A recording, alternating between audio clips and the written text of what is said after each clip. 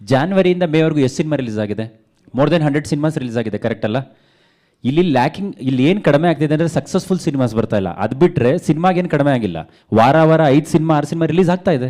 Star cinema ಏನಕ್ಕೆ ಬಂದಿಲ್ಲ ಅಂತಂದರೆ ಸರ್, ಏನಕ್ಕಾಗಿದೆ ಅಂತಂದರೆ ಕೋವಿಡಲ್ಲಿ 2 ವರ್ಷ ಏನಾಯಿತು, 2 ವರ್ಷದಲ್ಲಿ ಆ ಟೈಮಲ್ಲಿ ಲೂಪಲ್ಲಿದ್ದಂಥ ಸಿನಿಮಾ 22ನಲ್ಲಿ 23ನಲ್ಲಿ ರಿಲೀಸ್ ಆಯಿತು. ಆ ಲೂಪಲ್ಲಿದ್ದಂಥ ಸಿನಿಮಾ.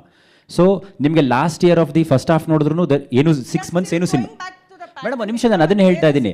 ಲಾಸ್ಟ್ ಇಯರ್ ಫಸ್ಟ್ ಹಾಫಲ್ಲೂ ಸಹ ಯಾವುದೇ ಸಿನಿಮಾ ರಿಲೀಸ್ ಆಗಲ್ಲ. Second half of the year was very good. ಈ ವರ್ಷನೂ ಅಷ್ಟೇನೆ. First half of the year there was no cinema. Second half of the year ಪ್ರತಿ ತಿಂಗಳು ಪ್ರತಿ 2 ವಾರಕ್ಕೂ ಸಿನಿಮಾ ಇದೆ.